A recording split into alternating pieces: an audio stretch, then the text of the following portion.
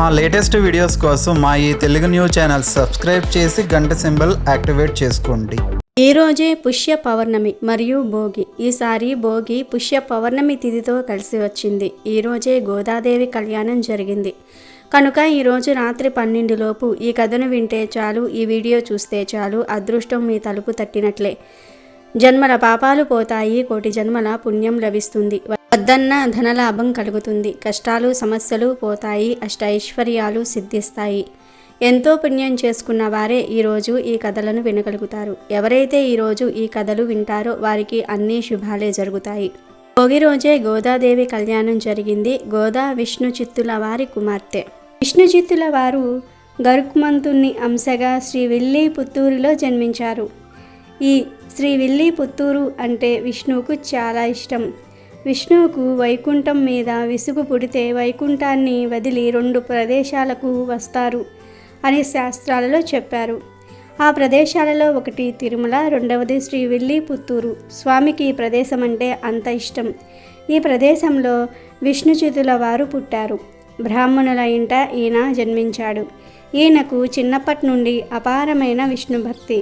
తల్లిదండ్రులు చదువుకోనాయన పాఠశాలకు పంపిస్తాం అంటే విష్ణుచిత్తుడు నాకేమీ అవసరం లేదు, నాకు స్వామి కైంకర్యం చాలు అని చెప్పి భగవత్ సేవలోనే ఉండిపోయాడు.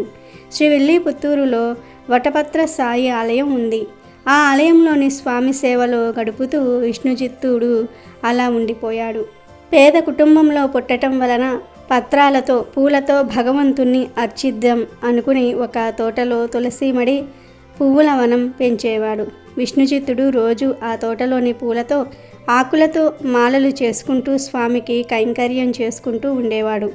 విష్ణుచిత్తుడికి స్వామి మీద ఎంత భక్తి అంటే శ్రీ మహావిష్ణువు ఆయన కలలో కనిపించి స్నేహితుడిలాగా మాట్లాడేవాడు. అలా విష్ణుచిత్తుల వారికి 50 ఏళ్ళు వచ్చేశాయి. 50 ఏళ్ళు వచ్చిన విష్ణుచిత్తుల వారు పెళ్లి చేసుకోలేదు. భక్తిలోనే జీవితాన్ని గడిపేశాడు. చుట్టుప్రక్కల వారు విష్ణుచిత్తుడిని చూసి ఏమిటో ఈ వెర్రి బ్రాహ్మణుడు, ఎంతసేపు దేవుడు దేవుడని అంటూ ఉంటాడు, ఒక్క రూపాయి కూడబెట్టుకోలేదు, పెళ్లి చేసుకోలేదు, పిల్లలు లేరు, ఈయన గతి ఏమవుతుందో అని జాలిపడేవారు. పైనుండి స్వామివారు ఇవన్నీ చూసి అయ్యో విష్ణుచిత్తుడు నా కోసం జీవితమంతా కూడా ధారపోశాడు, చేతిలో చిల్లిగవ్వలేదు, సర్లే అపారమైన సంపదను ఇద్దాము అనుకుని ఒక సన్నివేశాన్ని సృష్టిస్తాడు. ఒకసారి మధురరాజు వల్లభదేవుడు రాత్రిపూట దేశాటన కోసం వెళ్తాడు. వెళ్ళి ఎక్కడో భోజనం చేసి ఒక అరుగు మీద పడుకుంటాడు. ఆ అరుగు మీద రాజు పక్కనే ఒక మహాభక్తుడు ఉంటాడు. అతను భోజనం చేసి హాయిగా హరినామ స్మరణ చేసుకుంటూ ఒక శ్లోకం చదువుతాడు. వర్షాకాలానికి కావలసిన వాటిని మిగిలిన నెలల్లో కూడబెట్టుకుంటాం. రాత్రికి కావాల్సింది పగలు, ముసలితనానికి కావాల్సింది యవ్వనంలో, అలాగే పరలోకానికి కావాల్సింది కూడా ఈ లోకంలోనే సమకూర్చుకోవాలి అనేది ఆ శ్లోకం యొక్క అర్థం. ఆ మాటలు పిడుగుల్లా తగిలాయి రాజుకు. ఆ మాటలు వినగానే రాజుకు వైరాగ్యం వచ్చేస్తుంది. ఇక రాజు వెంటనే రాజ్యానికి వెళ్ళి నాకు రాజ్యం అక్కర్లేదు, మోక్షం కావాలి, మోక్షం కావాలంటే ఏ దేవుణ్ణి ప్రార్థించాలి అని పండితులందరినీ కూడా అడుగుతాడు. ఒక్కొక్కళ్ళు ఒక్కో దేవుడి గురించి చెప్పారు. అప్పుడు రాజు అలా కాదు, ఈ దేవుడు మోక్షం ప్రసాదిస్తాడని నిరూపించండి అని ఒక పరీక్ష పెడతాడు. పరీక్ష ఏమిటి అంటే ఒక పెద్ద స్థలంలో గడ్డకర్ర పాతి ఆ గడ్డకర్ర పైన 1,00,000 వరహాల మూట వేలాడదీస్తాడు. ఎవరైతే అక్కడికి వచ్చి ఫలానా భక్తుణ్ణి ఆరాధిస్తే ఖచ్చితంగా మోక్షం కలుగుతుందని పర్వత తత్వాన్ని నిరూపించగలుగుతారో అప్పుడు ఆ మూట తెగి వాళ్ళ కాళ్ళ దగ్గర పడాలి. అలా పడితే అప్పుడు ఆ దేవుడు మోక్షం కలిగిస్తాడని నమ్ముతాను అని రాజు చాటింపు వేయిస్తాడు. ఇక అంతే, 1,00,000 వరహాల కోసం అందరూ వస్తారు, రకరకాలుగా చెప్తారు, స్తోత్రాలు చెప్తారు, కానీ ఎవరు ఏం చెప్పినా మూట కింద పడదు. ఇక్కడ విల్లి పుత్తూరులో విష్ణుచిత్తుడు ఎప్పట్లాగానే మూలమంత్రం జపిస్తూ తులసి మాలను కట్టడం మొదలుపెట్టాడు. ఆ మాలను స్వామికి సమర్పించబోయేంతలో ఆ స్వామి ప్రత్యక్షమయ్యాడు. అప్పుడు స్వామి చిరునవ్వుతో అతనికి వల్లభదేవుడి పరిస్థితి వివరించాడు. నువ్వు వెంటనే మధురకు వెళ్ళు, అక్కడ రాజు ముందు అన్నీ తెలిసినట్టు అవాకులు చెవాకులు పేలుతున్న వాళ్ళ మదం దించు, నా మహిమను ప్రకటించు అని విలాసంగా ఆనతి ఇచ్చాడు. స్వామి మాట విన్న విష్ణుజిత్తుడు వణికిపోయాడు. స్వామికి సాష్టాంగపడ్డాడు. అయ్యో స్వామి, శాస్త్ర గ్రంథాల వంకనైనా చూడని వాణ్ణి, కోటలో మట్టి తవ్వటం తప్ప నాకేం తెలియదే, నన్ను వాదానికి పంపిత అక్కడ నీకు జరిగేది అవమానమే అని మొత్తుకున్నాడు. గుడిని ఒడవమను, నీళ్లు తోడమను, పల్లకి మొయ్యమను, మాలలు కట్టమను, జెండా దింపమను, వింజాంబర విచరమను, దీపం వెలిగించమను, అంతేగాని వాదాలు నాకెందుకు, ఇంకెవ్వరూ దొరకలేదా నీకు అని ప్రాధేయపడ్డాడు. అతని భక్తికి సంతోషించాడు శ్రీహరి. శ్రీదేవి వంక చూశాడు. అతన్ని వాదనలో గెలిపిస్తా చూడు అన్నాడు చిలిపిగా. తర్వాత విష్ణుమూర్తి విష్ణు జిత్తుడితో, అంతా నీ ఇష్టమేనా ఏమిటి, వెళ్ళి రావోయ్ వెర్రివాడా, నేనున్నాగా అంతా జరిపించడానికి అన్నాడు. చివరికి విష్ణుచిత్తుడు ఎలాగో ఒప్పుకున్నాడు. రాజుకు ప్రసాదంగా ఇవ్వడానికి కావిళ్లలో అరిసెలు పట్టుకుని మధురకు బయలుదేరాడు. అలా విష్ణుచిత్తుడు మధుర చేరాడు. నేరుగా రాజసభకు వెళ్ళాడు. అతని దివ్య తేజం చూసి రాజుతో సహా సభంతా కూడా జంకుతో లేచి నిలబడింది. తర్వాత విష్ణుచిత్తుడు రాజు చూపించిన ఆసనం మీద కూర్చున్నాడు. అప్పటిదాకా వాదం సాగిస్తున్న సభలోని పండితులంతా నిశ్శబ్దంగా ఉండిపోయారు. అప్పుడు విష్ణుచిత్తుడు, ఎందుకీ మౌనం, కానివ్వండి, నేనేం పరాయివాణ్ణా అని నవ్వుతూ వాళ్లతో అన్నాడు. కొద్ది మాటల్లోనే వాళ్ళ లోతుపాతులు తెలుసుకున్నాడు. చిరు నవ్వుతూ రాజును చూశాడు. నువ్వు మధ్యవర్తిగా ఉంటే నా వాదం వినిపిస్తా అన్నాడతనితో. తర్వాత విష్ణుచిత్తుడు ఓ విద్వాంసుడు వైపు తిరిగాడు. అతని వాదం అంతా కూడా ముందు తన మాటల్లో వివరించాడు. దాంట్లో ఒక్కొక్క విశేషాన్నే తీసుకొని సూక్ష్మంగా ఖండించాడు. మధ్యలో మాట్లాడబోయిన వాళ్లను ఒక్కో మాటతోటే వారించాడు. మళ్ళీ మొదటివాడి దగ్గరకొచ్చి తన సిద్ధాంతం స్థాపించి వాణ్ణి ఒప్పించి ఓడించాడు. సరే, ఇప్పుడు చెప్పు నీ వాదం ఏమిటో అని తర్వాతి వాణ్ణి కూడా అలాగే గెలిచాడు. ఇలా విష్ణుచిత్తుడు అందర్నీ వరుసగా వాదనలో సాధించాడు. బ్రహ్మ సూత్రాలు, ఉపనిషత్తుల ద్వారా పరమాత్మ తత్వాన్ని నిరూపించాడు. తర్వాత నారాయణుడే ఆ పరతత్వమని బోధించాడు. సకల భూతాల్లోనూ ఉండే ఆత్మ ఆ విష్ణువే అని వివరించాడు. ప్రాణుల్ని బంధించేది, మోక్ష మార్గానికి అడ్డం వచ్చేది మనసును భౌతిక భోగాల నుంచి వెనక్కి లాగే యోగ సాధనల వల్ల ఆత్మ రూపం తెలుసుకోవచ్చు. అదే విష్ణువు.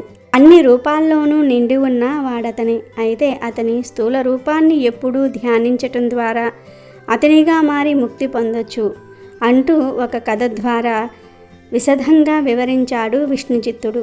విజయాన్ని దృఢపరుస్తూ సభలో కట్టి ఉన్న మూట దానంతట అదే తెగి విష్ణుచిత్తుడి పాదాలపై పడింది.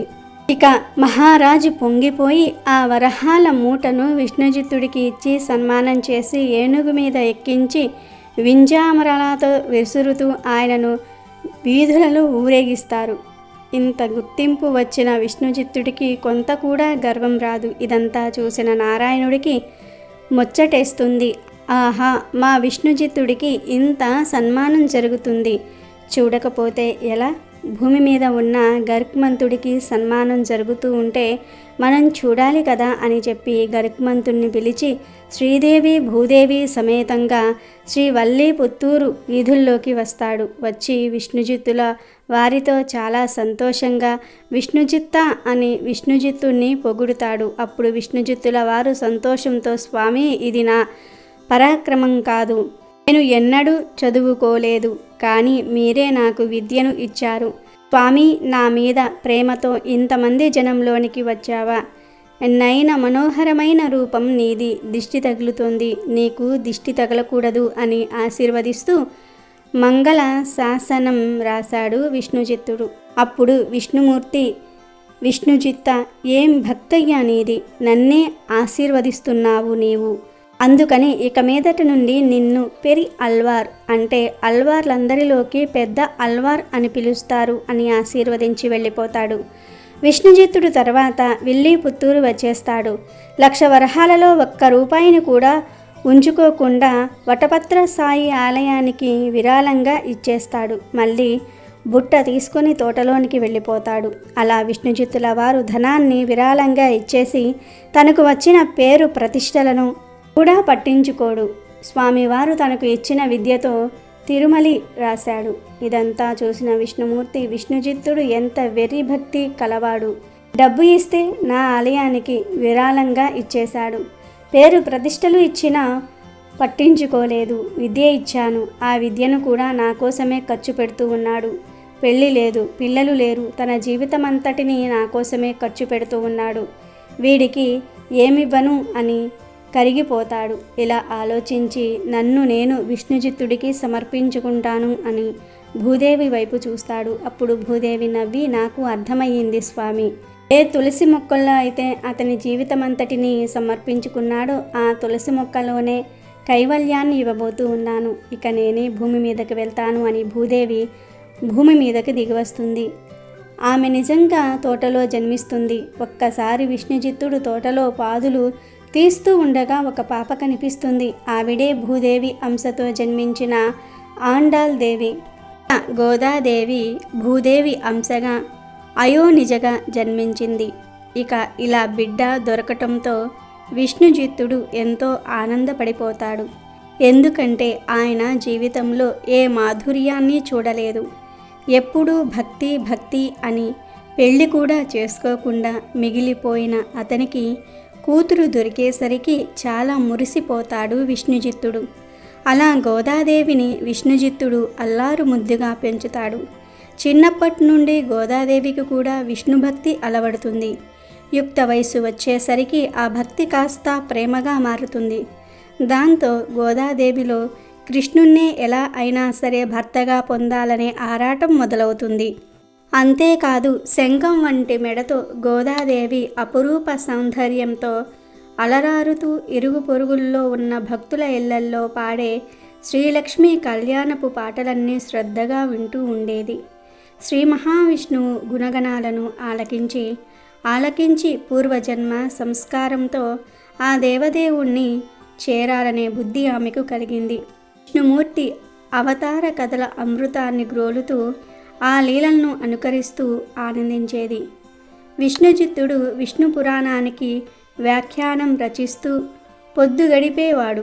అతను కట్టే కలువపూల మాలలను, తులసి మాలలను తన కురులలో పెట్టుకొని నూతి నీటిలో తన ప్రతిరూపాన్ని చూసుకొని గోదాదేవి మురిసిపోయేది. పసుపుతో నలుగు పెట్టుకొని మృదువైన వస్త్రాలను ధరించి తండ్రి కట్టిన పూల మాలలను తలలో ధరించి పిల్లలతో స్వామి గురించి మాట్లాడుతూ ఉండేది. ఒకసారి విష్ణుజిత్తుడు ఈ దృశ్యాన్ని చూసి ఆగ్రహానికి లోనవుతాడు. స్వామికి సమర్పించాల్సిన మాలల్ని నా కూతురు వేసుకుంటుందా అంటే నిర్మాల్యాన్ని స్వామికి సమర్పిస్తున్నానా అని బాధపడతాడు. ఇక ఆ తప్పు జరగకుండా జాగ్రత్తగా ఉండాలని అనుకుంటాడు. ఇంకోవైపు గోదాదేవి రాత్రి సమయాలలో శ్రీ మహావిష్ణువు రూపగుణ లావణ్యాలను గురించి తనలో తాను స్వగతాలు చెప్పుకుంటూ ఉండేది. ఒకసారి చెల్లెలు ఆమెను, ఓ సఖి, అక్కడి దానివి అక్కడ ఉండకుండా ఇప్పుడు ఇక్కడికి ఎందుకు వచ్చేవు అని అడిగారు. అందుకు గోదాదేవి, చెల్లులారా, మీరేదో భూత భవిష్యత్తు వర్తమాన కాలాలను గురించి తెలిసిన మహర్షుల్లా మాట్లాడుతున్నారే, అంత తెలిసిన వాళ్లే అయితే చెప్పండి, నేను ముందు జన్మలో ఎవరిని అని అంది. అప్పుడు చెలులు గోదాదేవితో, పారిజాత సుమం కోసం సవతి అయిన రుక్మిణి మీద ఈసు పెంచుకొని భర్తను సాధించి పువ్వుతో సరిపెట్టుకోకుండా పారిజాత వృక్షాన్నే తెప్పించుకున్న సత్యభామవి నీవు కదా అని చెలులు గోదాదేవికి ఆమె పూర్వజన్మను తెలిపారు. వెంటనే ఆమెకు గతస్మృతి కలిగింది. నట్టింట దీపాన్ని వెలిగించగానే ఇంట్లో ఉన్న వస్తువులన్నీ కలకు కనబడకుండా గత జన్మలో శ్రీకృష్ణునితో విహరించిన ప్రపంచమంతా ఆమె కళ్ళెదుట కనిపించింది. గోదాదేవి సొమ్మసిల్లింది. ఆమెను ఆ స్థితిలో చూసిన చెల్లిల మనసులు ఉసూరుమన్నాయి. గత జన్మ జీవితాన్ని గురించి ఆమెను హెచ్చరించి గోరంతలు కొండంతులుగా చెప్పాము. ఆమె మనసు ఆందోళనకు లోనయ్యింది. ఈమె చేష్టలు ఇప్పుడు ఎందాక తెస్తాయో అని వాళ్ళు అనుకున్నారు. అటాకు విసనకర్రలతో విసురుతూ ఆమెకు శీతలోపచారాలను చేశారు. ఆమె కళ్ళు తెరిచింది. శ్రీహరి ధ్యానంతో మూతబడిన ఆమె కళ్ళ నుంచి అశ్రువులు ధారకట్టాయి. మీరు ఎవరు అని ఆమె వారిని అడిగింది. మేము నీ చెలులం, నాగకన్యలం, ఇంతకు ముందే భూమి మీదకి వచ్చాము అంటూ వారు ఆమెను కౌగిలించుకున్నారు. అప్పుడు గోదాదేవి ఆర్తితో, నేను శ్రీకృష్ణుడికి అప్పుడు ప్రియపత్నిని, ఇప్పుడు ఈ కలియుగంలో మళ్ళీ పుట్టి వియోగ వేదనలో చిక్కబడిన ఈ బ్రతుకు ఎందుకు? నా తండ్రి తన ఇష్టంపై ఇంకొకరు ఎవరికో ఇచ్చి పెళ్లి చేయడానికి ముందే నా ఈ దేహాన్ని యోగ శక్తితో నాశనం చేసుకుంటాను. అప్పుడు హరి పాద పద్మాలను చేరుకునే భాగ్యము సత్వరం నాకు కలుగుతుంది అని సకులతో అంది. అప్పుడు చెలులు, ఆ శ్రీకృష్ణుడు ఇప్పుడు ఎక్కడ ఉన్నాడో తెలుసా? శ్రీరంగంలో శ్రీరంగనాథుడి రూపంలో ఉన్నాడు. తొందరెందుకు? అతనిని నీ భర్తని చేసుకోవటం కోసం మీ ఇంట్లోనే అర్చనాదులతో హరిని సేవించు అంటూ చెలులు ఆమెను అనునయించారు. అంతే, ఆమెను కన్ను ముయ్యనీయకుండా మన్మధుడు కయ్యానికి కాళ్ళు దువ్వసాగాడు. మనసులో ఆరాటం నుంచి ఊరట పొందటం కోసం గోదాదేవి శ్రీకృష్ణుణ్ణి మరలా చేరటమే లక్ష్యంగా శ్రీహరిని ఆరాధించసాగింది. ప్రతిదినం తెల్లవారుజామునే మౌనాన్ని పాటిస్తూ మేల్కునేది. స్నానం ముగించి జుట్టి తడి ఆరబెట్టుకునేది. చెంగల్వ పూల మాలతో గుడికి వెళ్ళేది. ఆలయ ప్రాంగణంలో రంగురంగుల ముగ్గులను పెట్టేది. శ్రీరంగేశునికి మాలికను వేసి అగురు ధూపం వేసి అరటి పండ్లను నైవేద్యంగా పెట్టేది. గర్భగుడి చుట్టూ ప్రదక్షిణలు చేసేది. తీర్థం తీసుకుని ప్రసాదంగా పొందిన మాలను సెగలో ధరించి ఇంటికి వెళ్ళేది. ఇలా ప్రతిరోజు హరిపూజ చేసి అతని లీలను ద్రావిడ భాషలో పాడుతూ ఉండేది. అదే తిరుప్పావేగా మారింది. ఎంతలో వసంత ఋతువు వచ్చింది. కోకిలలు మావి చెట్టు కొమ్మల్లో దాగి పంచమ స్వరాన పాడసాగాయి. విరిసిన పూల మీద తుమ్మెదలు మూగసాగాయి. గోదాదేవి అప్పుడు విరిసిన కలువ పూల పాన్పు మీద సేద తీరేది. పూల సువాసనతో కూడిన చిరుగాలి ఆమె విరహ వేదనను మరింత అధికం చేసేది. దినదినం తన కూతురి వేదన మరింత పెరిగిపోతూ ఉండటం విష్ణుచిత్తుడు గమనించాడు. కారణం ఏమిటో గ్రహించలేకపోయాడు. ఆలయానికి వెళ్ళి పూజను ముగించాడు. తన మనసులో కూతురు స్థితికి చెలరేగుతున్న బాధను హరికి విన్నవించుకుంటూ, దేవా, నీ దాసి అయిన నా కూతురు ఎందుకో ఏదో వ్రతదీక్షను పూని నానాటికి కృషించిపోతుంది. వద్దన్నా నా మాటను వినటం లేదు. పిల్లలు లేని నాకు కూతురు అయినా సరే, కొడుకు అయినా సరే తనే. నేనేం చేయను? తను చేస్తున్న ఈ వ్రతం మేము చేసే వ్రతాల్లాంటిది కాదు. మేము నీ ప్రసాదంగా ఇచ్చిన పూలను చెవిలో పెట్టుకుంటాము, కానీ అవి పాన్పు మీద పరుచుకొని ఆమెలాగా వాటి మీద పడుకోము. చెంబులతో నీ పాద తీర్థాన్ని త్రాగుతాము, కానీ ఆమె తన దేహాన్ని తడుపుకుంటుంది. ఇదంతా ఏమిటి? నాకైతే పిచ్చిలాగా తోస్తోంది. ఎంత నీ మీద భక్తి ఉన్నా బంధాల్ని వదిలించుకోలేని వాణ్ణి. అంతర్యామివి, నీకు తెలియనిది ఉండదు. ఈ విషయమేమిటో నీవే తెలపాలి అని అర్థించాడు. అతడి చాదస్తానికి నవ్వుకుంటూ శ్రీహరి అతనికి ఇలా చెప్పాడు. విష్ణుచిత్త, నీ పూర్వజన్మ ఫలం వలన భూదేవి నీకు కూతురుగా లభించింది. గాన మహిమ తెలిసినది అవటం వల్ల ఆమె నిరంతరం నా గుణగానం వింటూ ప్రొద్దుపుచ్చుతోంది. నీవు ఆందోళన చెందవలసిన అవసరం లేదు. ఆమె ఆ విధంగా నా గురించి తపస్సు చేస్తోంది. అంతకంటే మించిన గొప్ప తపస్సు ఏముంటుంది? నీకు అంతా శుభమే జరుగుతుంది. నీ కుమార్తెను శ్రీరంగనాథుణ్ణి సేవించటం కోసం శ్రీరంగానికి తీసుకునిరా అని అతనికి ఆనతి ఇచ్చాడు. స్వామి మహాప్రసాదం అని విష్ణుచిత్తుడు హరికి ప్రణమిల్లాడు. ఒక బంగారు పల్లకిలో తన కుమార్తెను ఉంచి వందలాది చెల్లెలను పరమ భక్తులను తోడుగా వెంటబెట్టుకుని ప్రయాణాన్ని ఆరంభించాడు. విష్ణుచిత్తుడు గోదాదేవితో ఉద్యానవనాలతో కలకలలాడుతూ పాపాలను నశింపజేసే పవిత్రమైనటువంటి క్షేత్రమైన శ్రీరంగానికి చేరుకున్నాడు. అక్కడి కోనేటిలో తండ్రి కూతుళ్ళు స్నానం అంటే పాపాలను పోగొట్టే విధంగా మంత్రయుక్తంగా స్నానం చేశారు. విష్ణుచిత్తుడు మధ్యాహ్న సమయాన చేసే సంధ్యావందనాలను ముగించాడు. చక్కగా అలంకరించుకున్న కూతుర్ని వెంటబెట్టుకుని వైష్ణవ భక్తులు తోడురాగా శ్రీరంగనాథుని దేవాలయంలోనికి ప్రవేశించాడు. గరుక్మంతుణ్ణి సేవించి అతని అనుమతిని పొంది స్వామి దర్శనం కోసం గర్భగుడిని వారు సమీపించారు. శంఖచక్ర గదాదులను ధరించిన చతుర్భుజుణ్ణి, మణి మకర కుండలాలతో విలసిల్లు వాడిని, వక్షస్థలం మీద కౌస్తభరణి హారంతో ప్రకాశించువాడిని, పీతాంబరధారిని, పురాణ పురుషుడైన పురుషోత్తముణ్ణి, శ్రీరంగనాథుణ్ణి ఆనంద బాష్పాలు జాలువారుతూ ఉండగా ఆ తండ్రి కూతుళ్ళు దర్శించుకున్నారు. అష్టాంగ నమస్కారం చేసి వినయంతో తలలు వంచి స్వామి సన్నిధిలో ఆ ఉభయులు నిలుచున్నారు. విష్ణుజిత్తుడు భక్తి పారవస్యంతో పరిపరి విధాల శ్రీమన్నారాయణ్ణి స్తుతించాడు. విష్ణుమూర్తి తన పాద పద్మాలకు కుసుమాంజలిని సమర్పిస్తున్న గోదాదేవిని తన్మయత్నంతో చూశాడు. ఆమె అందాన్ని చూసి ఉవ్విళ్ళూరి హరి తాపం ఆపుకోలేక తను ఉండే దివ్య శుద్ధాంత సీమకు ఆమెను చేర్చి ఒక మాయా గోదాదేవిని తండ్రి పక్కన ఉంచాడు.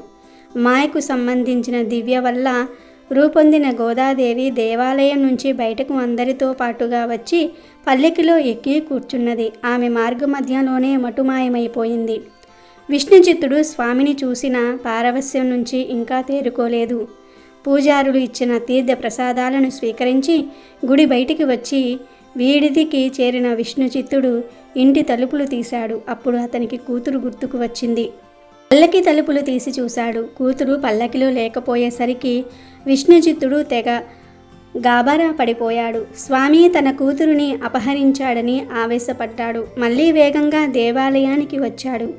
బ్రహ్మాదుల సరసన నిలిచి పరిపాలన నడుపుతూ ఉన్న ఈ రంగనాథుడు అన్యాయంగా నా కూతుర్ని అపహరించి లోపల దాచిపెట్టుకున్నాడు.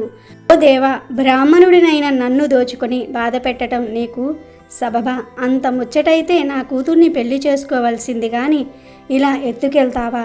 నేను బడుగు బాపన్ని. నన్ను కరుచ చేస్తే నిన్ను లోకులు మెచ్చుకుంటారా? శివుడు, బ్రహ్మ, ఇంద్రాదులు నిన్ను సేవిస్తారని వాళ్లతో మొరపెట్టినా నిన్ను ఏమీ చెయ్యలేని అసక్తులని నిరంకుశుడిలా ప్రవర్తించటం సబబా? ఈ లోకాలన్నీ నీవే కావచ్చు, కానీ నా పక్షం వహించడానికి దయామయి అయిన మా అమ్మ లక్ష్మీదేవి లేదా? భక్తులు లేరా? నీలా లక్ష్మీదేవి వంటి సతులు ఉండగా పెళ్ళి కావలసిన మా అమ్మాయి మీద నీవు మనసు పడడాన్ని ఏమనాలి? నన్ను వెర్రివాణ్ణి చేద్దామనా, లేక పేదనైన నన్ను పరిహాసం చేద్దామనా? ఈ లీలను చూపడంలో నీ ఉద్దేశం ఏమిటి? ఏరుల వంకలు ఏలిన వారి వంకలను ఎవరు సరిదిద్దగలరు అని విష్ణుజిత్తుడు శ్రీరంగనాథుణ్ణి నిందించసాగాడు. భక్తుడు చిత్త శోభకు భగవంతుడు భయపడ్డాడు. అతని చాదస్తాన్ని అవహేళన చేస్తున్నట్లుగా చిరునవ్వు నవ్వుతూ, ఓ విష్ణుజిత్తుడా, ముసలితనం వల్ల నీకు బుద్ధి సరిగ్గా పనిచేయటం లేదనుకుంటాను. నీ కూతుర్ని నీ ఇంట్లోనే పదిలంగా పెట్టుకుని వీధిన పడి నన్ను నిందిస్తావా? మీ ఇంట్లో మరోసారి బాగా చూడు. ఓ చంచల నేత్రుడా, ఇంట్లో కానీ కనిపించకపోయినట్లయితే అప్పుడు నీ ఇష్టమొచ్చినట్లుగా తిట్టుకో. బుద్ధి చలించకముందే వెళ్ళి చూడు అని విష్ణుమూర్తి విష్ణుజిత్తుణ్ణి మందలించాడు. అతను ఆదరాబాదరాగా ఇంటికి పరిగెత్తాడు. వాకిట్లోన కూతురు ఇంటికి ఎదురై నమస్కరించింది. విష్ణుజిత్తుడు ఆమె వెన్ను నిమిరి ఆనంద బాష్పాలు రాలుస్తూ ఉండగా, నా తల్లి, మళ్ళీ నిన్ను చూడగలిగాను కదా అని అన్నాడు. విష్ణుజిత్తుడు తన ఇంట్లోనే ఉన్న సమయంలో బ్రహ్మ, శివుడు తమ భార్యలు అయినటువంటి సరస్వతీదేవి, పార్వతీదేవులతో అతని ఇంటికి వచ్చేశారు. వారిని తన ఇంట చూసి విష్ణుజిత్తుడు ఆశ్చర్యానికి లోనయ్యాడు. వచ్చిన వారికి సాధారణంగా ఆతిథ్యాన్ని ఇచ్చాడు. ఉచితాసనాల మీద ఆసీనులు చేశాడు. వారి రాకకు గల ప్రయోజనాన్ని అడిగాడు. అప్పుడు వారు, శ్రీరంగనాథుడు మీ అమ్మాయిని తనకి ఇచ్చి పెళ్లి చేయమని అడగటం కోసం మమ్మల్ని మీ ఇంటికి ఇలా పంపించాడు అని అతనికి తెలిపారు. ఆ మాటలు విన్న విష్ణుజిత్తుడి హృదయం సంతోషభరితమైపోయింది. ధన్యుణ్ణి అయ్యాను. తనకు నా కూతుర్ని ఇవ్వటం సమ్మతమే కాదు, అత్యధిక గౌరవప్రదం కూడా. అయితే నా కూతుర్ని ఈ పరాయి ప్రాంతానికి తీసుకుని వచ్చాను. పెళ్లి చేసి ఆమెను ఇక్కడ వదిలిపెట్టి ఒంటరిగా నేను మా ఊరికి వెళ్తే మా ఊరి వాళ్ళు ఏమంటారు? కూతుర్ని అమ్ముకున్నానని నలుగురు నన్ను ఆడిపోసుకుంటారు. ఊరి వాళ్ళ దృష్టిలో నేను చులకన అయిపోతాను. మీరు మా ఊరికి విచ్చేయండి. నేను అక్కడ నా కూతుర్ని శ్రీ రంగేశ్వరుడికి ఇచ్చి పెళ్లి చేస్తాను. శ్రీహరి పెళ్ళికొడుకుగా మా ఊరికి వచ్చినట్లు అయితే తన ఘనత పెరుగుతుంది, నా ఘనత పెరుగుతుంది అని విష్ణుచిత్తుడు ఆ దేవతలకు సవినీయంగా చెప్పాడు. వాళ్ళు వెళ్ళి హరికి ఈ విషయాన్ని విన్నవించారు. అది విన్న శ్రీ మహావిష్ణువు తన గరుడ వాహనం మీద ఎక్కి బ్రహ్మ రుద్రాది దేవతలు తమ తమ వాహనాలను అధిరోహించి తన వెంటరాగా శ్రీవల్లి పుత్తూరుకు విచ్చేశాడు. విశ్వకర్మ మణిమయమైన విడిదిని కట్టగా దానిలో విడిది చేశాడు. అప్సరసలు పసుపు నలుగు పెట్టి పుణ్యనదీ జలాలతో మంగళ స్నానాలు చేయించగా పెళ్లి కొడుకు అయ్యాడు శ్రీరంగుడు. నారదాది మునులు దివ్యగానం చేస్తూ ఉండగా కౌస్తభ మణిహారాన్ని, కేయూర కంకణాది ఆభరణాలను ధరించి పీతాంబరంతో నయనాందకరంగా శ్రీహరి తయారయ్యాడు. ఇక్కడ విష్ణుచిత్తుడు ఇంటికి వచ్చాడు. పుణ్య స్త్రీలు సీతారాముల కళ్యాణ గేయాలను పాడుతూ ఉండగా గోదాదేవికి మంగళ స్నానాలను చేయించి పెళ్లి కూతురిని చేశారు. పురోహితులు లగ్నం ఆసన్నమైంది అని విన్నవించారు. విష్ణుచిత్తుడు ధారపొయ్యగా శ్రీ మహావిష్ణువు కన్యను పరిగ్రహించాడు. వధూవరులు ఒకరినెత్తిన మరొకరు జీలకర్ర బెల్లం పెట్టడం, ముత్యాల తలంబ్రాలు పోసుకోవటం, మంగళసూత్రధారణ, సప్తపది, అరుంధతి దర్శనం వంటి వివాహ కార్యక్రమాలన్నీ కూడా సక్రమంగా ముగిశాయి. శ్రీ మహావిష్ణువు గోదాదేవితో అతి వైభవంగా వైకుంఠ నగరానికి వెళ్ళిపోయాడు. గోదాదేవి కళ్యాణం ధనుర్మాసంలో భోగి రోజే జరిగింది. అందుకే ప్రతి వైష్ణవ ఆలయంలో భోగినాడు గోదాదేవికి విష్ణుమూర్తితో కళ్యాణం జరుపుతూ ఉంటారు. తర్వాత ఉద్యానవనంలో పండు వెన్నెలలో విష్ణుమూర్తి గోదాదేవి సుఖాలను అనుభవించారు. శ్రీమన్నారాయణుడు కరుణతో లోకాలను పాలిస్తూ లోకాలను చల్లగా చూడసాగాడు. కాబట్టి ఈరోజు గోదాదేవి కళ్యాణ కథను మనసు పెట్టి వింటే చాలు, అన్ని రకాల దోషాలు పోతాయి, భోగభాగ్యాలు కలుగుతాయి, మీకు అన్ని శుభాలే జరుగుతాయి. భోగి పండుగ ఈసారి పౌర్ణమితో కలిసి వచ్చింది. ఈ పౌర్ణమి సత్యనారాయణ వ్రతం చేసుకోవడానికి చాలా మంచి రోజు కనుక ఈరోజు సత్యనారాయణ స్వామి వ్రత కథను వింటే చాలు, కష్టాలన్నీ కూడా పోతాయి. ఆ సత్యదేవుడి అనుగ్రహంతో సకల శుభాలు సిద్ధిస్తాయి. పూర్వం ఉల్కాముఖుడు అనే ఒక రాజు ఉండేవాడు. అతడు ఇంద్రియములను జయించిన వాడై సత్యవంతుడై ప్రతిదినము దేవాలయంకు పోయి అక్కడ బ్రాహ్మణులకు ధనమిచ్చి వారిని సంతృప్తిపరిచి దైవదర్శనం చేసుకుని పోతూ ఉండేవాడు. అతని భార్య చాలా సౌందర్యవతి, సుగుణవతి. ఆ రాజుకొకనాడు ధర్మపత్ని సమేతుడై భద్రాశీల నదీ తీరమున సత్యనారాయణ వ్రతం చేయసాగాడు. ఇంతలో సాధు అనే ఒక వర్తకుడు అపారమైన ధనరాశులతోనూ వస్తువులతోనూ ఉన్న తన నావను తీరమున నిలిపి వ్రతము చేస్తున్న రాజు దగ్గరకు వచ్చి వినయముతో ఇలా అడిగాడు. ఓ రాజా, భక్తి శ్రద్ధలతో మీరు చేస్తున్న ఆ వ్రతమేమిటి? దయచేసి నాకు వివరించండి, తెలుసుకోవాలని ఉన్నది అని అడిగాడు. అంతటా రాజు, ఓ సాధు, పుత్ర సంతాన ప్రాప్తికై మేము ఈ సత్యనారాయణ స్వామి వారి వ్రతము చేచుచూ ఉన్నాము అని చెప్పాడు. మహారాజు చెప్పిన మాటలు విన్న సాధు, ఓ రాజా, నాకు కూడా సంతానం లేదు. నాకు సంతానం కలిగితే తప్పక ఈ సత్యనారాయణ వ్రతమును ఆచరిస్తాను అని మొక్కుకున్నాడు. తరువాత సాధువు తన వ్యాపారమును ముగించుకొని ఇంటికి వచ్చి భార్య అయిన లీలావతితో సత్యనారాయణ వ్రతమును గురించి విన్నవించాడు. సంతానము కలిగినచో తప్పక ఈ వ్రతమును ఆచరిస్తాను అని అన్నాడు. ఒకనాడు లీలావతి ధర్మపారాయణురాలై భర్తతో సికించింది. తత్ఫలితంగా గర్భవతి అయి 10వ మాసమున పండంటి బాలికను ప్రసవించింది. ఆ బాలిక శుక్లపక్ష చంద్రుని వలె దినదిన ప్రవర్ధమానమవుతోంది. తల్లిదండ్రులు ఆమెకు కళావతి అనే పేరు పెట్టారు. ఒకనాడు లీలావతి భర్తతో, నాదా, మనకు సంతానము కలిగినచో సత్యనారాయణ వ్రతమును చేస్తానన్నారు కదా, మనకు పుత్రిక పుట్టింది కదా, కనుక వ్రతం చేయండి అంది.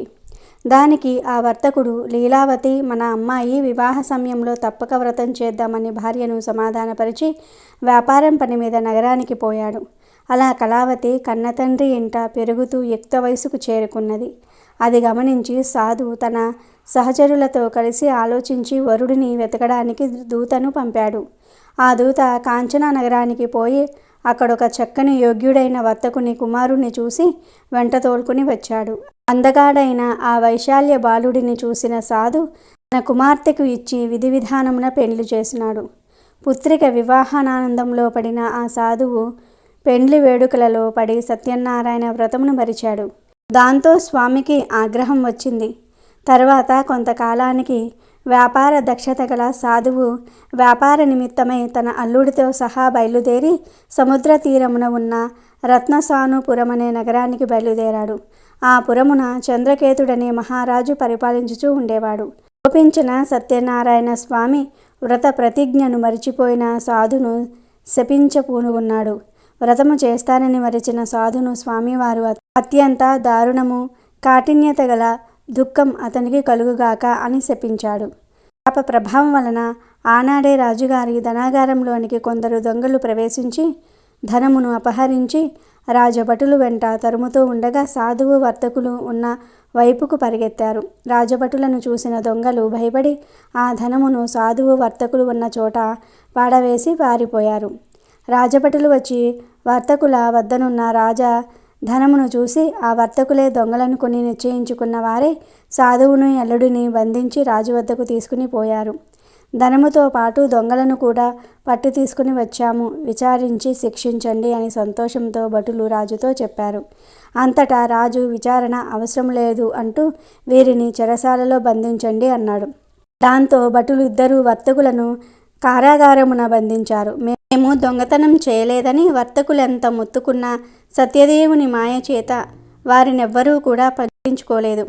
అంతేకాక చంద్రకేతు మహారాజు వారి పడవల ఎందున్న ధనమంతటిని తన ధనాగారమునకు చేర్పించెను. సత్యదేవుని శాపము వలన ఇంటిలో ఉన్న సాధు భార్య కూడా కష్టాల పాలైంది. వారి ఇంటనున్న ధనధాన్యములంతటినీ దొంగలు పడి అపహరించుకుని పోయారు. వర్తకుని భార్య తీవ్ర మనోవేదనతో రోగగ్రస్తురాలయ్యను. తినడానికి తిండి లేక ఇంటింటికి తిరిగి భిక్షమెత్తుకొని బ్రతకసాగుతూ ఉన్నారు. కుమార్తె కళావతి కూడా ఆకలికి అలమటిస్తూ భిక్షమెత్తుకొని సాగింది. అలా తిరుగుతూ ఆమె ఒకనాడొక బ్రాహ్మణుడి ఇంటికి చేరుకుంది. అక్కడ బ్రాహ్మణుడు సత్యనారాయణ వ్రతం చేస్తూ ఉండగా చూసింది కదా. అంతయు విని కరుణించి కాపాడమని స్వామిని మనస్ఫూర్తిగా వేడుకున్నది. ప్రసాదాన్ని కూడా స్వీకరించి బాగా ప్రొద్దుపోయిన తర్వాత ఇల్లు చేరుకున్నది. ఆలస్యంగా వచ్చిన కళావతిని చూసి లీలావతి ప్రేమతో ఇట్లన్నది, మాయి, ఇంత రాత్రి వరకు ఎక్కడ ఉన్నావు? నీ మనసులో ఏమున్నది చెప్పు అన్నది. వెంటనే కళావతి, అమ్మ, నేను ఒక బ్రాహ్మణుని ఇంట సత్యనారాయణ వ్రతం జరుగుతూ ఉండగా చూస్తూ ఉండిపోయాను. అమ్మ, ఆ వ్రతం కోరిన కోరికలు తీరుస్తుందంట కదా అన్నది. అప్పుడు లీలావతి పుత్రిక మాటలు విని తాము వ్రతం చేయటం మర్చిపోయామని బాధపడి వెంటనే వ్రతం చేయ సంకల్పించింది. వర్తకుని భార్య అయిన లీలావతి బంధుమిత్రులతో కలిసి మిక్కిలి భక్తి శ్రద్ధలతో సత్యనారాయణ వ్రతం చేసి, స్వామి, మా అపరాధము మన్నించండి, మమ్మల్ని క్షమించి నా భర్త అల్లుడు సుఖముగా ఇల్లు చేరునట్లు దీవించండి అని ప్రార్థించింది. లీలావతి చేసిన వ్రతమునకు సత్యదేవుడు సంతోషించి ఆ రాత్రి చంద్రకేతు మహారాజు కలలో కనిపించి, రాజా, నీవు బంధించిన వారిద్దరూ కూడా దొంగలు కారు, వారు వర్తకులు. రేపు ఉదయాన్నే వారిద్దరిని కూడా విడిచి వారి ధనం వారికిచ్చి పంపివేయుము, లేనిచో నీవు సర్వనాశనమగునట్లుగా చేసేదనని చెప్పాడు. దాంతో మరునాడు ఉదయాన్నే రాజు సభలో తనకొచ్చిన స్వప్నాన్ని వివరించి ఆ వర్తకులను విడిపించి తీసుకురండని భటులను ఆజ్ఞాపించాడు. భటులు అలాగే చేసి వర్తకులిద్దరినీ కూడా రాజు వద్దకు తెచ్చి, రాజా, వర్తకులను తెచ్చినామని చెప్పారు. ఆ వర్తకులిద్దరూ రాజుకు నమస్కరించి గత సంగతులు తలుచుకొనుచు తమకిచ్చిన కష్టానికి చింతించుచు భయభ్రాంతులై నిశ్చేష్టులై నిల్చున్నారు. అప్పుడు ఆ రాజు వర్తకులను చూసి, వర్తక శ్రేష్ఠులారా, మీకు ఈ ఆపద దైవ వశమున సంభవించినది, భయపడకండి అని ఓదార్చి వారిని బంధ విముక్తులను చేసి వారికి పురుషులకు అలంకారమైన క్షర కర్మాదులను చేయించి నూతన వస్త్రములతో సత్కరించి వారిద్దరినీ సంతోషపరిచాడు. రాజు ఇంకనూ వారిని అనేక విధముల గౌరవించి స్వాధీనం చేసుకున్న ధనమును రెట్టింపు ఇచ్చి వారిద్దరినీ కూడా సంబరపరిచాడు. చంద్రకేతు మహారాజు వారిద్దరినీ సకల మర్యాదలతో సత్కరించి వీరిక సుఖముగా ఇంటికి పోవచ్చునని చెప్పాడు. వర్తకులు పరమానంద భరితులై రాజును అనేక విధాల కొనియాడి సెలవు తీసుకుని తమ నివాసములకు వేగిరి. అలా వైశ్యులిద్దరూ బ్రాహ్మణులకు దానధర్మములు ఇస్తూ తీర్థయాత్రలు చేయుచు సొంత నగమునకు బయలుదేరారు. సముద్రమునందు వారు ఆ విధముగా కొంత దూరము ప్రయాణము చేసిరి. సత్యదేవునికి మరలా వారిని పరీక్షించాలనే కోరిక కలిగింది. వెంటనే ఒక సన్యాసి రూపమును ధరించి వారి వద్దకు వెళ్ళి, నాయనలారా, మీ పడవలో ఏమున్నది అని అడిగాడు. మదంతో ఆ వైశ్యులు సన్యాసిని చూసి పరిసహిస్తూ, మా పడవలో ఏమున్నదో నీకెందుకు? మా ధనమును అపహరించాలని చూస్తున్నావా? పడవలో ఆకులు అలములు తప్ప ఏమీ లేవు, వెళ్ళు వెళ్ళు అని బదులు చెప్పారు. అంతటా సన్యాసి చిరునవ్వు నవ్వి అట్లే అగుగాక అన్నాడు. తర్వాత ఆ సన్యాసి నదీ తీరమునందే కొంత దూరంలో నిలబడి చోద్యము చూడసాగాడు. సన్యాసి అలా వెళ్ళగానే సాధు కాలకృత్యములు తీర్చుకుని వచ్చి పడవలోనికి చూసి ఆశ్చర్యపోయి నిశ్చేష్టుడయ్యాడు.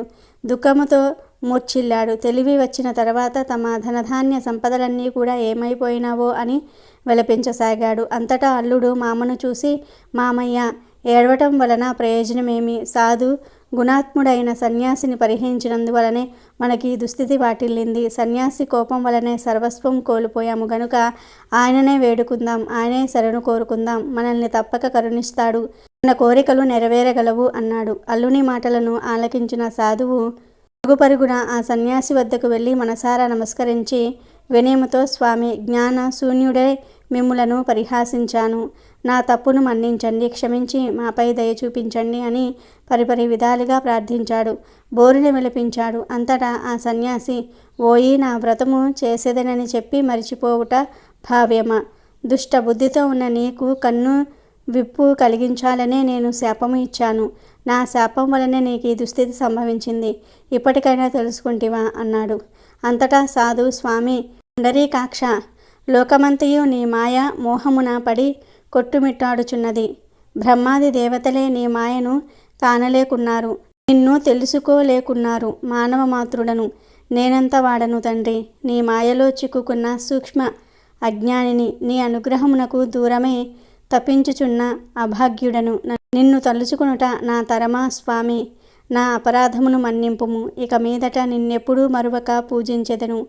శరన్న వారిని రక్షించి కరుణా సముద్రుడవు, నన్ను అనుగ్రహించు, నా విత్తమును నాకు ఇప్పించమని పరిపరి విధాలుగా ప్రార్థించాడు. సాధు యొక్క ప్రార్థనను మన్నించిన స్వామి అతని కోరికను తీర్చి అంతర్ధానమయ్యను. అట్టు పిమ్మట సాధువు తన నావ వద్దకు వచ్చి చూడగా అది అంతయు ధనరాశులతో నిండి ఉండుటను గమనించి సంతోషించి, ఆ సత్యదేవుని దయవలనే తన కోరిక తీరినదని అనుకుని తన పరివారంతో సహా స్వామిని పూజించి గృహమునకు ప్రయాణము సాగించెను. కొంతసేపటికి తన సంపదను సంరక్షిస్తున్న అల్లునితో, అల్లుడా, మనం మన రత్నాపురమునకు చేరాము అంటూ తాను రాకను తెలుపుటకై ఒక దూతను ఇంటికి పంపారు. ఆ దూత నగరానికి పోయి లీలావళితో, అమ్మ నమస్కారము, మన అయ్యగారు అల్లుడు గారు వచ్చారు, బంధుమిత్రులతో కలిసి వేంచేశారు, ఇప్పుడే పడవ వచ్చింది అని వార్తను చెప్పాడు. అంతటా లీలావతి దూత మాటలు విని సంబరపడి, అమ్మాయి కళావతి, సత్యనారాయణ వ్రతం త్వరగా ముగించి రామ్మ, నేను నావ వద్దకు పోవచున్నాను, నీ తండ్రిని భర్తను చూచుటకు త్వరగా రా అని చెప్పింది. తల్లి మాటలు విన్న కళావతి హడావిడిగా వ్రతము ముగించి ప్రసాదాన్ని భుజించటం మరిచి పరుగు పరుగున తన పతిని చూచుటకు పోయింది. ప్రసాదాన్ని ఆరగించనందుకు సత్యదేవుడు కోపించి ధనమును సంరక్షిస్తున్న అల్లునితో సహా పడవ నీటిలో మునిగిపోయేటట్లుగా చేశాడు. అది చూసి ఒడ్డునున్న వారు ఆహాకారాలు చేశారు. లీలావతి, కళావతి మిక్కిలు దుఃఖించసాగారు. హఠాత్తుగా పడవ మునిగిపోవుటను చూసిన తల్లి నెత్తి నోరు బాదుకుంటూ విలపిస్తూ భర్తతో ఇట్లన్నది, ఏమండి, అల్లుడు అంత హఠాత్తుగా పడవతో సహా ఎట్లా మునిగిపోయాడు? ఇదంతా దేవుని మాయగాక ఈ మరేమిటి అంటూ దుఃఖపడసాగింది. కళావతి భర్త మునిగిపోయినందుకు పడిపడి ఏడవసాగింది. తన భర్త తన కళ్ళెదుటే మునిగిపోవుటను చూసిన కళావతి అతని పాదుకలను తీసుకొని వాటితో సహా సహగమనమును చేయడానికి సిద్ధపడింది. సాధువు ఇదంతా చూసి మిగుల దుఃఖించుచు ఆలోచించి ఇదంతా స్వామి మహిమే అయి ఉంటుందని ఊహించి శక్తి కొలది స్వామిని పూజించదేనని తలచి అందరితో పాటు స్వామిని వేడుకొనసాగాడు. అంతటా స్వామి సాధువును కరుణించి అదృశ్య రూపంలో ఉండి అతనితో ఇలా పలికాడు, పోయి నీ కుమార్తె భర్తను చూడాలనే తొందరలో నా ప్రసాదమును ఆరగించుట మరిచినది. ఆమె మరలా ఇంటికి పోయి ప్రసాదమును భుజించి వచ్చినచో అంతయు సుఖమే జరుగునని చెప్పాడు. ఆకాశవాణి పలుకులు విన్న కళావతి వెంటనే ఇంటికి వెళ్ళి ప్రసాదాన్ని పుచ్చుకొని తప్పును మన్నించమని వేడుకొని సముద్ర తీరమునకు వచ్చెను. ఆశ్చర్యముగా తన భర్త నావతో సహా నీటిపై తేలియాడుట చూసి సంతోషపడింది. దాంతో అందరూ ఆనందించారు. అంతటా కళావతి తండ్రితో, తండ్రి, ఇక ఆలస్యమెందుకు, ఇంటికి పోవుదము రమ్ము అనెను. అంతటా సాధు అక్కడే అందరితో కలిసి సత్యనారాయణ వ్రతము చేసుకుని ఇంటికి పోయాడు. అట్టు పిమ్మట ఆ వైశ్యుడు తన జీవితాంతం కాలం వరకు ప్రతి పౌర్ణమి తిథి యందును రవి సంక్రమణ సమయమునందును సత్యనారాయణ స్వామి వారి వ్రతం చేస్తూ సర్వ సౌఖ్యములను పొంది అంత్యమున అమరలోకానికేగెను. ఈ పుష్య పౌర్ణమి అనేది శనిదేవుడికి ఎంతో ఇష్టమైన రోజు కనుక ఈరోజు శనిదేవుడి కథలను వింటే చాలు అదృష్టం మీ తలుపు తడుతుంది, రాజయోగం పడుతుంది, శని దోషాలు పోతాయి. ఒకసారి ఆ మహాశివుడిని ఆ శనిదేవుడు పట్టుకుంటాడు. అప్పుడు శివుడు శనిదేవుడితో ఇలా అంటాడు, శనిదేవా, నన్ను పట్టుకున్నావు, కానీ నా అంశతో ఉన్న హనుమంతుణ్ణి పట్టుకుంటే నీ సంగతి తెలుస్తుంది. హనుమంతుణ్ణి పట్టుకోవటం నీ వల్ల కాదని చెప్తాడు. దానికి శని, పరమశివ, నిన్నే కాదు ఆ ఆంజనేయుణ్ణి కూడా పట్టుకుంటానని బయలుదేరతాడు. శనిదేవుడు సూర్యుని దగ్గరికి వెళ్ళి, తండ్రి, నేను ఒక పని మీద వెళ్తూ ఉన్నాను, నన్ను ఆశీర్వదించు అని అంటాడు. దానికి సూర్య భగవానుడు, పుత్ర శనీశ్వర, నీవు నా పుత్రుడివి. హనుమంతుడు కూడా నాకు కుమారుడు లాంటివాడు. ఆయన సకల దేవతల స్వరూపుడు కాబట్టి పొరపాటున ఆయన జోలికి వెళ్తే నీవు నష్టపోతావు. అతను ఎంత బలవంతుడంటే పుట్టిన 6వ రోజునే నన్ను మింగబోయాడు. అంతటి పరాక్రమశాలి అయినటువంటి హనుమంతునితో జాగ్రత్తగా ఉండమని చెప్తాడు సూర్యుడు. శనిదేవుడు హనుమంతుణ్ణి పట్టుకోవడానికి వెళ్తూ ఉండగా ఒక పర్వతంపై సూర్యుడు ఉదయిస్తున్న సమయంలో శని ఆంజనేయుణ్ణి పట్టుకోవడానికి వస్తాడు.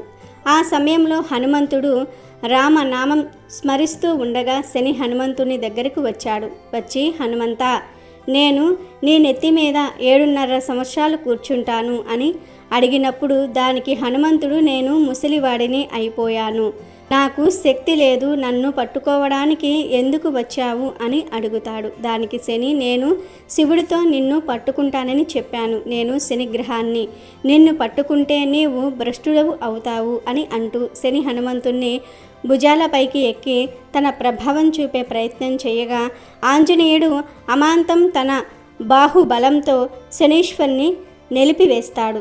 ఆ బాధను భరించలేక శని హనుమంతుణ్ణి వేడుకుంటాడు, తనను వదిలేయమని. అలాగే ఏలినాటి శని సమయంలో నిన్ను పూజించిన భక్తులకు నా నుంచి ఎలాంటి ఇబ్బందులు ఉండవని శని హనుమంతుడితో చెప్తాడు. ఒక చిన్న పిట్ట తన తలరాతను ఎలా మార్చుకుందో తెలిపే ఈ కథను పుష్య పౌర్ణమి రోజు వింటే కోటి జన్మల పుణ్యం వస్తుంది. ఎంతో పుణ్యం చేసుకున్న వారే ఈ కథను వినగలుగుతారు. ఒక ఎడారిలో ఒక చిన్న పిట్ట నివసిస్తూ ఉండేది. అక్కడ ఎటువంటి పచ్చదనము లేకపోవటం వలన ఆ చిన్న పక్షి మండే ఇసుకలో రోజంతా గెంతుతూ ఉండేది. ఒక రోజున నారదుడు అటుపోతూ ఈ పిట్ట పడుతున్న కష్టాలను చూసి చాలా జాలిపడ్డాడు. అప్పుడు నారదుడు ఆ పక్షి దగ్గరకు వెళ్ళి, ఓ చిన్ని పిట్ట, ఇంత మండే ఎడారిలో నీవు ఏమి చేస్తూ ఉన్నావు? నీకు ఏమైనా సహాయం చెయ్యనా అని అడిగాడు. అప్పుడు ఆ చిన్ని పక్షి నారదుడికి నమస్కారం చెప్పుకొని, నా జీవితం ఎంతో ఆనందంగా ఉంది, కానీ ఈ ఎండ వేడిని నేను భరించలేకపోతూ ఉన్నాను. నా పాదాలు 2 కాలిపోతూ ఉన్నాయి. ఇక్కడ ఒక చెట్టు ఉంటే ఈ ఎండ వేడిని కొంచెము తట్టుకొని హాయిగా సంతోషంగా ఉండగలను అని చెప్పింది. ఇటువంటి ఎడారిలో చెట్టు మొలవటం అసాధ్యం. నీ కోరికను ఎలా తీర్చాలో నాకు తెలియటం లేదు. అయినా నేను పరమాత్మ దగ్గరకు వెళ్ళి నీ కోరిక నెరవేర్చమని ఆయనను అడుగుతాను అన్నారు నారద మహర్షి. సరే అంది చిన్ని పిట్ట. ఇక నారదుడు అక్కడి నుండి విష్ణుమూర్తి దగ్గరికి వెళ్ళిపోయాడు. శ్రీ మహావిష్ణువు వద్దకు వెళ్ళి నారదుడు ఆ పిట్టకు సహాయం చేయమని విష్ణువుకు ఈ పిట్ట విన్నపము తెలియజేశాడు. అప్పుడు విష్ణువు, చూడు నారదా, నేను అక్కడ ఒక చెట్టును పెరిగేలేగా చేయగలను, కానీ ఆ పిట్ట విధిరాత అందుకు అనుకూలంగా లేదు. నేను విధి లిఖితాన్ని మార్చలేను, కానీ ఎండ నుంచి ఉపశమనం కోసం ఒక ఉపాయాన్ని చెప్తాను, విను. ఎప్పుడూ ఏదో ఒక కాలిపైనే గెంతుతూ ఉండమని ఆ పక్షికి చెప్పు. అప్పుడు ఒక కాలు నేలపై ఉన్నప్పుడు మరొక కాలికి కొంత విశ్రాంతి దొరికి ఉపశమనం కలుగుతుంది. వెళ్ళి ఆ పక్షితో ఇలా నేను చెప్పానని చెప్పు అన్నారు పరమాత్మ. సరే అని విష్ణువు దగ్గర సెలవు తీసుకునే నారదుడు మళ్ళీ ఎడారిలో ఉన్న పక్షికి కనిపించి పరమాత్మ యొక్క సందేశాన్ని, సలహాను వినిపించాడు. పక్షికి భగవంతుడిపై ఎంతో నమ్మకము కనుక నారదుడి చేత విష్ణువు పంపిన ఉపాయం విని చాలా సంతోషించింది. ఆ చిన్ని పిట్ట నారద మహర్షికి కూడా ఈ సహాయానికి కృతజ్ఞత తెలిపింది. ఎంతో సంతోషించింది. నారదుడికి అర్థం కాలేదు, ఇందులో ఇంత సంతోషించడానికి ఏముందో? అడిగిన చెట్టును మొలిపించలేదు సరికదా. ఒంటి కాలి మీద నడువు అని ఇచ్చిన సలహా వలన ఉపయోగమేమిటో అని తికమక పడ్డాడు నారదుడు. కానీ ఆ పక్షి ఈ ఉపాయాన్ని గ్రహించి వెంటనే అమలులో పెట్టడం మొదలుపెట్టింది. నారద మహర్షి అక్కడి నుండి వెళ్ళిపోయాడు. కానీ నారదుడికి ఈ సందేహం అలాగే ఉండిపోయింది. అలా కాలం గడిచింది. కొన్నాళ్లకు నారదుడికి మళ్ళీ ఆ చిన్ని పిట్ట గుర్తు వచ్చింది. ఇక అక్కడికి వెళ్ళి ఆ పక్షిని చూద్దామని ఆ దారిలో వెళ్తూ ఆ పక్షిని చూశాడు. కానీ ఆశ్చర్యం, అది హాయిగా ఆ ఎడారి మధ్యలో ఒక పెద్ద పచ్చని చెట్టు మధ్య కూర్చుని ఉంది. పక్షి సుఖంగా హాయిగా ఉండడం చూసి నారదుడికి ఆనందం కలిగింది. అయినా పరమాత్మ చెప్పకపోయినా చెట్టు ఎలా వచ్చిందనే విషయం బోధపడలేదు. దాంతో మళ్ళీ దేవుడి దగ్గరికి వెళ్ళి ఆయనతో ఈ పక్షి గురించి తాను చూసిందంతా కూడా చెప్పాడు. అప్పుడు శ్రీ మహావిష్ణువు నారదునితో ఇలా అన్నారు: అవును నారద, నేను చెప్పినట్లే జరిగింది. పక్షి తలరాతలో చెట్టు రాసి పెట్టలేదు. కానీ నీవు ఆ పక్షికి నా సందేశం వినిపించిన తరువాత భక్తి శ్రద్ధలతో ఆ ఉపాయాన్ని విని అర్థం చేసుకుని ఆచరించింది. అంతేకాక కృతజ్ఞతలు కూడా తెలుపుకుంది. పవిత్రమైన హృదయంతో తనకు లభించిన భగవత్ ప్రసాదమును స్వచ్ఛమైన అంతఃకరణ అమలులో పెట్టింది. ఆ పక్షి చూపించిన ఈ భక్తి శ్రద్ధలకు నేను సంతోషించి ఆ పక్షిని అనుగ్రహించాను. నా అనుగ్రహం మేరకు తలరాతను మార్చేసి అక్కడ అసంభవాన్ని సంభవం చేశాను అన్నాడు. భగవంతుని నమ్ముకున్నవాడు ఎప్పుడూ నష్టపోడు. నిజమైన భక్తి ఉన్నవాడికి భగవంతుడు ఎప్పుడూ ఏదో ఒక విధంగా సహాయం చేస్తూనే ఉంటాడు. ఇదంతా అర్థం కాని కొందరు మూర్ఖులు, నాస్తికులు ఈ విషయాన్ని ఖండిస్తారు. మరికొందరు వాదిస్తారు. ముఖ్యంగా చిన్న వయసు వారు దేవుణ్ణి నమ్మడం అంటే తప్పు చేసినట్టు, అదొక అనాగరికమైన పని అయినట్టు ప్రవర్తిస్తారు. అలాంటి వారికి ఒక మంచి అర్థవంతమైన కథ ఇది. భక్తి, శ్రద్ధ, కృతజ్ఞత భావం, విశ్వాసం వీటి వలన పరమాత్మ అనుగ్రహం పుష్కలంగా లభిస్తుంది. ఎడారిలో అయినా పచ్చని చెట్టు మొలుస్తుంది అనే నీతిని ఈ కథ ద్వారా గ్రహించాలి. పూర్వం అవంతి అనే ఒక పట్టణం ఉండేది.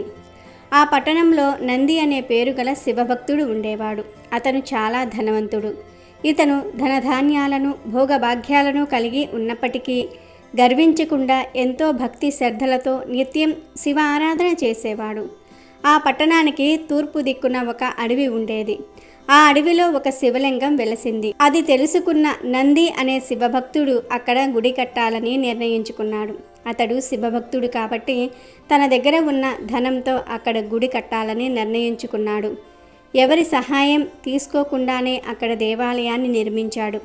అదే దేవాలయంలో శివుడు నిత్యం పంచామృతాలతో పుష్పాలతో అభిషేకాలు నిర్వహిస్తూ పూజిస్తూ ఉండేవాడు.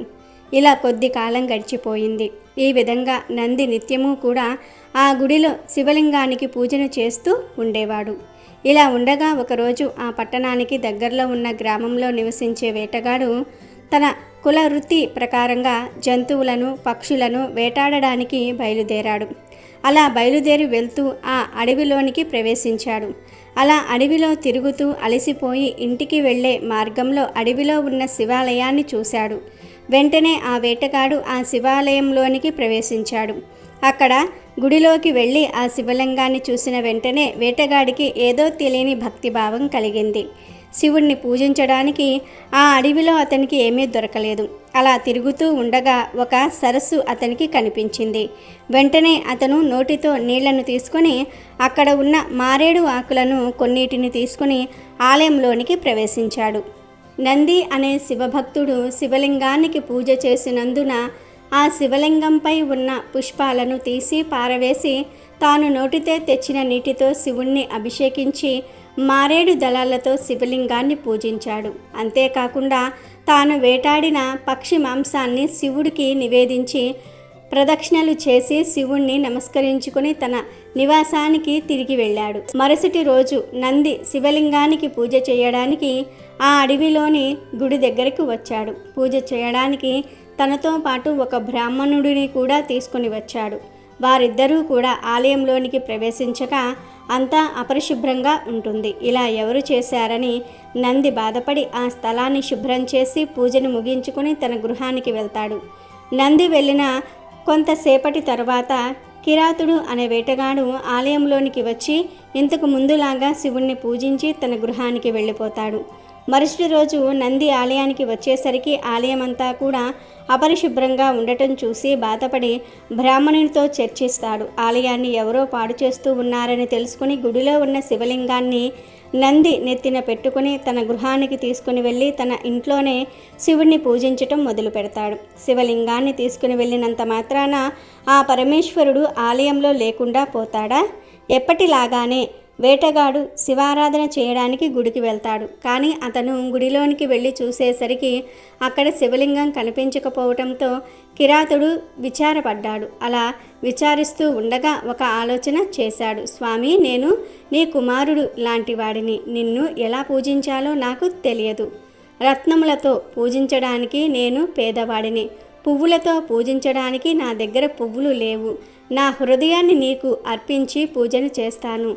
నా పూజలో ఏదైనా తప్పు ఉంటే నన్ను క్షమించు. అంతేగాని నీవు ఇలా కనిపించకుండా ఉండటం తగదు. నీవు కనిపించకపోతే నాకు లోకంతో పని లేదు. ఎప్పటిలాగే నాకు కనిపించి నా పూజను స్వీకరించి నన్ను మన్నించు అని ప్రార్థిస్తాడు. ఒకవేళ నీవు కనిపించకపోతే నీ ఎదుటే నిన్ను తలుచుకుంటూ నా ప్రాణాలను విడుస్తాను అని విచారిస్తాడు. అయినా పరమశివుడు ప్రత్యక్షం కాలేదు. ఇలా కొంత సమయం గడిచిన తరువాత ఆ కిరాతకుడు తన జీవితంపై విరక్తితో ఇక ఈ జన్మ నాకు అవసరం లేదని భావించి హరహర అంటూ తన దగ్గర ఉన్న కత్తితో తన శిరస్సును ఖండించుకున్నాడు. కిరాతుడి భక్తిని మెచ్చిన పరమేశ్వరుడు ప్రత్యక్షమయ్యాడు. తన శిరస్సును తనకు ఇస్తాడు. బ్రహ్మాది సకల దేవతలు పరమేశ్వరుని కీర్తించారు.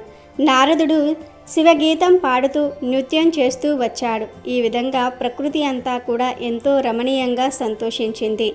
ఇంతలో శివభక్తుడు అయినటువంటి నంది కిరాతుడిని చూడడానికి ఆలయంలోనికి ప్రవేశించాడు. అతను ఆలయంలోనికి ప్రవేశించగానే పరమేశ్వరుడు ముందు చేతులు కట్టుకుని నిలబడ్డ కిరాతుడు అతనికి కనిపించాడు. మరుక్షణం ఆ నంది తాను చేసిన పనికి సిగ్గుపడి పరమేశ్వరుని భక్తితో ప్రార్థించి కిరాతుడిని కౌగిలించుకుని ఇలా అనసాగాడు. కిరాతక, నీ వలన నా జన్మ తరించింది. ఆ పరమేశ్వరుని చూసే అదృష్టం నాకు కలిగింది. నీవు చేసిన పనికి నిన్ను మూర్ఖునిగా భావించాను. నన్ను క్షమించు అను వేడుకున్నాడు. నిజమైన భక్తుడవు నీవే అని నంది కిరాతకుడిని అభినందించాడు. అప్పుడు ఆ పరమేశ్వరుడు నందిని చూసి, ఓ నంది, నీవు కూడా నాకు నచ్చిన భక్తుడవే. మీ ఇద్దరు సూర్యచంద్రులు ఉన్నంత వరకు నా వద్దనే ఉంటారు అని చెప్పి ఆ మహాశివుడు వారిద్దరినీ కూడా తీసుకుని కైలాసానికి వెళ్ళిపోతాడు. భగవంతుడిని పూజించడానికి జాతి, కుల, మత భేదాలు అనేవి ఏమీ ఉండవు. నిర్మలమైన భక్తితో నిశ్చలమైన మనస్సుతో పూజించటం వలన ఆ మహాశివుడు ప్రసన్నమవుతాడు. భగవంతునిపై మనసు లగ్నం చేసి సమాజంలో మంచి బ్రతికి ఇతరులకు హాని కలిగించకుండా మంచి చేసే వారిని ఆ శివుడు అనుగ్రహిస్తూ ఉన్నాడు. కాబట్టి ఈరోజు రాత్రి పడుకునేలోపు ఈ కథలను వింటే చాలు, ఈ వీడియోని చూస్తే చాలు, అదృష్టం మీ తలుపు తడుతుంది.